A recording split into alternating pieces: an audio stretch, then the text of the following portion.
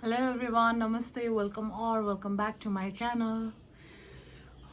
कतिपछि गरेको भएर कस्तो लागिरहेछ oh my god. This is something so unusual जस्तो लागिरहेछ के अहिले.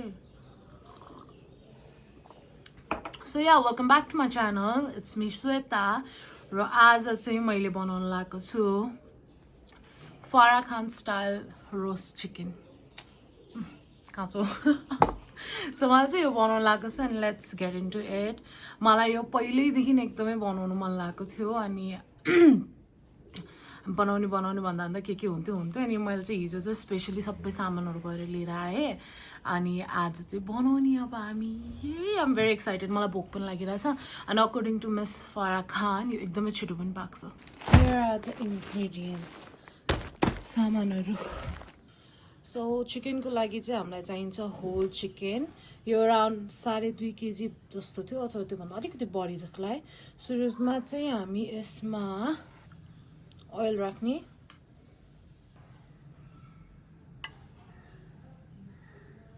त्यसपछिको most important and very unusual ingredient for myself यो चिकनको लागि चाहिँ इज मस्टर्ड पेस्ट लिएको छु मैले यहाँ. मैले अराउन्ड 4 टेबलस्पुन जस्तो लिए. मिस फारा खानले पनि 2टा किसिमको चिलीहरू लिनुभएको थियो. एउटा चाहिँ यसरी चिली फ्लेक्स मैले यसमा अराउन्ड 2 टेबलस्पुन जस्तो चिली फ्लेक्स राखेँ किनकि म एकदमै स्पाइसी खान्छु. सो मैले स्पाइसी बनाइरहेको छु. यदि हजुरहरूले पिरो खानु हुँदैन भने चाहिँ थोरै राख्नुहोस्. अर्को चाहिँ यो चाहिँ कश्मीरी चिली पाउडर. यसले चाहिँ कलर दिन्छ. यो खासै पिरो चाहिँ हुँदैन. The next important ingredient is black pepper powder मरिचको पाउडर. मैले चाहिँ यहाँनिर 1 टेबलस्पुन जस्तो लिएको छु. And the most important garlic paste. मैले चाहिँ यो गार्लिकको फ्रिजमा पेस्ट बनाएर राख्छु. सो इट्स काइन्ड अफ अर्कै कलर चेन्ज भएको छ तर टन्नै राख्नुहोस् गार्लिक पेस्ट चाहिँ. अब मैले राख्न लागेको छु नुन स्वाद अनुसार. सो नुन चाहिँ तपाईँको टेस्टको प्रेफरेन्स अनुसार राख्नु. मैले अराउन्ड 2 टीस्पुन जस्तो राखेँ. Last but not the least lots of lemon juice. यहाँनिर मैले टन्नै लेमन जुस लिएको छु. सो मोस्ट इम्पोर्टेन्ट चाहिँ यो चिकनको मसलाहरू मोल्दाखेरि यसलाई मसाज गर्दाखेरि यो चिकनभित्र पनि लगाउनुपर्छ. अब हामी यसलाई मजाको मालिस दिउँ. अब चाहिँ चिकनलाई राम्ररी मसाज दिनुहोस्. त्यसको लागि चाहिँ मैले हातैले दिन्छु किनकि हातैले सजिलो हुन्छ नि त. सो या तपाईँलाई हामीले मजाले मालिस गर्ने. यो मसलाहरूलाई लिएर यो चिकनलाई पल्टाएर पनि मजासँग यसलाई मालिस गर्ने लगाउने. यहाँबाट मसला लिने अनि यहाँभित्र पनि मजाले लगाउने. सो टेस्टहरू सबै भित्र पनि जाओस्. It is already looking so good. I am not kidding. अघि नै चिकन मात्र हेर्दाखेरि चाहिँ कस्तो भइराग लाग्दो चिकन देखेको थियो but now it is looking amazing. Normally मैले जहिले पनि हाम्रो घरमा चिकन ल्याउँदाखेरि चाहिँ I always get the skin off. म यो निकालेर ल्याउँछु स्किन किनकि हाम्रो घरमा कसैलाई पनि यो चिकनको स्किन चाहिँ मन पर्दैन. बट देन फरा खाएको रेसिपीमा चाहिँ सी सजेस्टेड स्किन चाहिँ राखेर लिएर आउनु किनकि skin is gonna taste amazing भनेर. सो या मैले स्किन लिएर आएँ. I trusted her. सो हामीले चाहिँ यसलाई मजाले मसलाहरू लगाएर राखिसक्यो चिकनमा. अनि the smell is literally very amazing. एकदमै मिठो स्मेल आएको छ. आई होप यो पाकेपछि अझै धेरै मिठो हुन्छ. हामीले यो चिकनलाई खासै त्यसरी म्यारिनेट गरेर राखिराख्नु पर्दैन तर इफ यु हेभ टाइम त्यो गर्दा अझै मिठो हुन्छ जस्तो लाग्छ मलाई. एन्ड अब हामी यो चिकनलाई चाहिँ पकाउनतिर लागौँ. सो अब चाहिँ एउटा कराई बसाल्ने र कराईमा आफूलाई चाहिने जति तेल हाल्ने. मैले चाहिँ अराउन्ड 2 देखि 3 टेबलस्पुन हालेको छु. तेल तातिसक्यो. अब हामी यसमा बिस्तारै हाम्रो चिकन हालिदिने.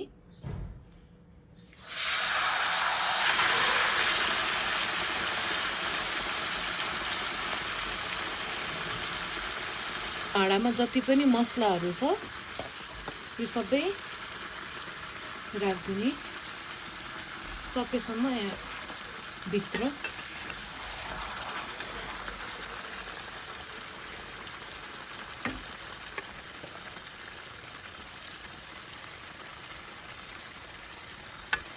हामीले चाहिँ यो चिकनमा तातो पानी हाल्दिने मैले चाहिँ त्यही भाँडामा लिएर हालेको छु पानी चाहिँ चिकनको ठ्याक्कै आधी जस्तो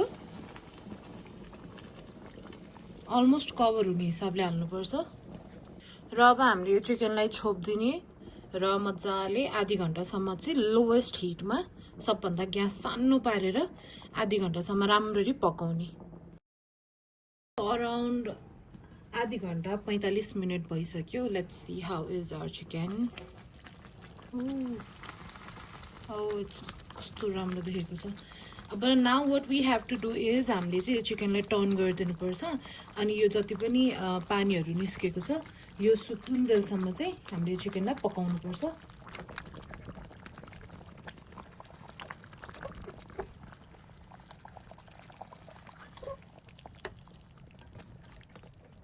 सो हामीले चाहिँ चिकनलाई पनि अब पल्टाइसक्यौँ अब चाहिँ यो सबै ग्रेभीहरू सुक्ने बेलासम्म चाहिँ हामीले यसलाई छोपेरै पकाउनुपर्छ यो चिकन अलरेडी नै अहिले एकदमै मिठो देखिरहेछ एन्ड मेरो चाहिँ एकदमै धेरै आश छ यसमा कि यो एकदम मिठो हुन्छ भनेर अब फेरि ग्यास सानो बनाएर चिकनलाई छोपेर सबै ग्रेभी सुकाउने बेलासम्म पकाऊँ हामीले चाहिँ चिकनलाई अर्को साइडमा पनि पकाएको 15 मिनट जस्तो भइसक्यो ओके अहिलेसम्म यस्तो देखेको छ सो अब चाहिँ म के गर्छु भन्दाखेरि ग्यास अनै गरेर यो ग्रेभीहरूलाई चाहिँ मजाले सुकाइदिन्छु र चिकन पनि लगभग 5 देखि 7 मिनटसम्म हामीले यत्तिकै पकाइसक्यौँ यसलाई चाहिँ म एकचोटि लास्ट टाइम चाहिँ पल्टाइदिन्छु र सबै ग्रेभीहरू चाहिँ सुकाइदिन्छु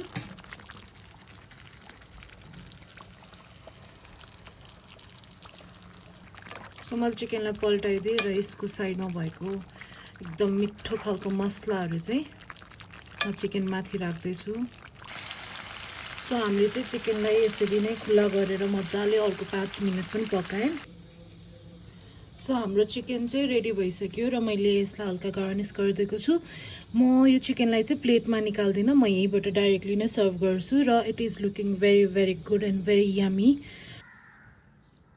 आई लभ राइस मलाई खाना एकदमै मनपर्छ सो तातो तातो खाना chicken this is looking so good थोड़े प्याज as a salad and lime so this is how our chicken is looking एकदमै मिठो देखेको छ yummy chicken is ready सुरुमा चाहिँ मैले सोचेको थिएँ म चम्चाले खान्छु भनेर but this is looking so good त्यही भएर म हातले खान्छु है यस्तो मजाले आइरहेछ नि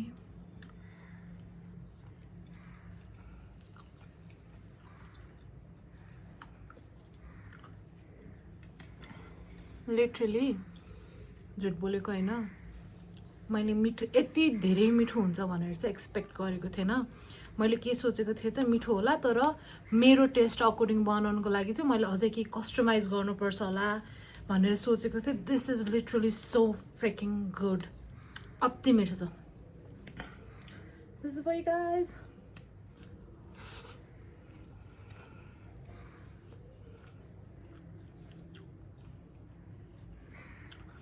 आई एम सो ह्याप्पी मैले यो बनाएँ कि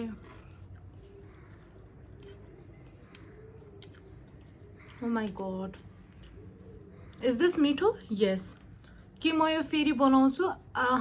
यप म यो धेरै बनाउनेवाला छु यो चिकन चाहिँ अब इफ घरमा कोही खाना खान आउनु भयो भने पाहुनाहरूको लागि अथवा कसैलाई यस्तो रोस्टवाला चिकन खान मन छ भने I will make this again and again.